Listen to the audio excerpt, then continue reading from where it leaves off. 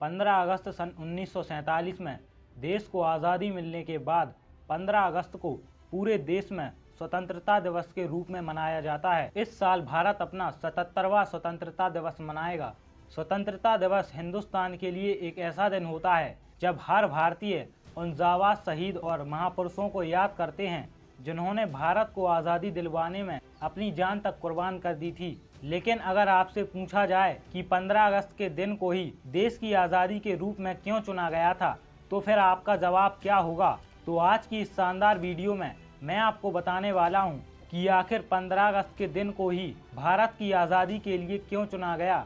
कहा जाता है कि वायसराय लॉर्ड माउंटेन ने भारत की आज़ादी के लिए साल 1948 तय किया था, लेकिन कई वर्षों और महीनों के संघर्षों और हर दिन खराब हो रही परिस्थितियों को देखते हुए लॉर्ड माउंटेन को विवश होना पड़ा और भारत की स्वतंत्रता का दिन 1948 से 1947 करना पड़ा। तारीख थी 3 जून सन 1947। शाम को 7 बजते बजते यह तय हो गया कि भारत का बंटवारा होगा।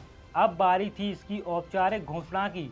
ब्रिटिश साम्राज्य में भारत के इतिहास में दूसरी और अंतिम बार कोई वायसराय प्रेस कॉन्फ्रेंस करने जा रहा था। हॉल में भारतीय पत्रकारों के अलावा अमेरिका, रूस और चीन समेत तमाम देशों के पत्रकार लॉर्ड माउंटेन की बातों को गौर से सुन रहे थे।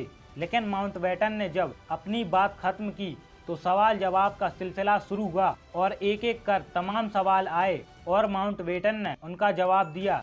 लेकिन सबसे कठिन सवाल आना अभी बाकी था। दरअसल माउंटबेटन ने आज़ादी से लेकर बंटवारे तक की सारी वर्ग पहेली हल कर दी थी, लेकिन यही एक प्रश्न था जिसका उत्तर ढूंढना अभी बाकी था और वो सवाल था कि आज़ादी की तारीख क्या होगी। प्रेस कॉन्फ्रेंस के अंत में एक भारतीय संवाददाता ने सवाल दागा कि सर, आपने सत्ता सौंपे जाने की कोई तारीख भी सोच रखी होगी। अगर तारीख तय कर ली है तो वह क्या है? और इस सवाल को सुनते ही वायसराय के चेहरे पर अचानक उलझन भरे भाव उभर आए। उन्होंने सत्ता हस्तांतरण की कोई तारीख तय नहीं की थी, लेकिन इतना तय था कि काम जल्दी हो जाना चाहिए। तब माउंटबेटन ने चंद सेकंड के लिए जनता से भरे हुए हॉल को देखा। सब उन्हीं की तरफ बड़े गौर से देख रहे थे।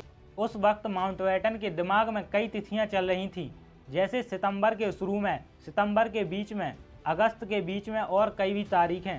काफ़ी सोच विचार करने के बाद वह लंबा आ ही गया जिसका सबको बेसब्री से इंतजार था। माउंटबेटन ने बड़े ही उत्साह के साथ कहा कि भारतीय हाथों में सत्ता अंतिम रूप से 15 अगस्त सन 1947 को सौंप दी जाएगी।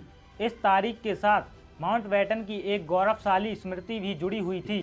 इसी दिन बर्मा के जंगलों में लंबे समय से चली आ रही लड़ाई का भी अंत हुआ था और जापानी साम्राज्य ने बिना किसी शर्त के आत्मसमर्पण किया था।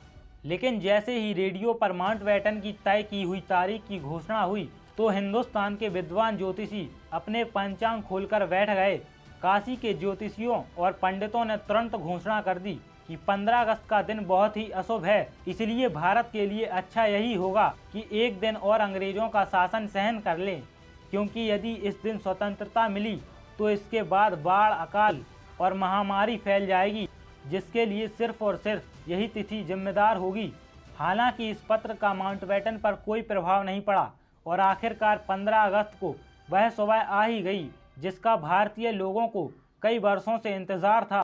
जैसा कि माउंटबेटन के द्वारा दी गई तारीख के अनुसार ब्रिटिश सरकार की सत्ता को भारतीय सत्ता के हाथों में सौंप दिया गया। यही वो साल है जिस साल पंडित जवाहरलाल नेहरू जी, जो कि बाद में भारत के सर्वप्रथम प्रधानमंत्री बने, उन्होंने भारत का राष्ट्रीय ध्वज लाल किले के लोहरी गेट से फहराया था। इसके बाद उन्होंने पूरे देशवासियों को संबोधन भी किया था कि भारत में स्वतंत्रता दिवस 15 अगस्त को मनाया जाएगा। इस दिन पूरे देश में देशभक्ति का माहौल रहता है, क्योंकि यही वो दिन है जिस दिन हमें ब्रिटिश शासन से आज़ादी मिली थी। यह भारत के सबसे बड़े देशभक्ति दिवसों में से एक है। ब्रिटिश शासन काफ़ी चतुर और अत्याचारी था और उन्होंने हम पर करीब 2 सालों तक अत्याचार किए, लेकिन आखिरकार कई कुर्बानियों के बदौलत हमें ब्रिटिश शासन से आज़ादी मिल ही गई।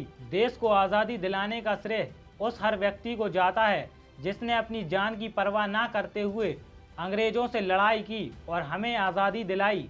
तो ये थी 15 अगस्त के दिन स्वतंत्रता दिवस मनाने की पूरी स्टोरी।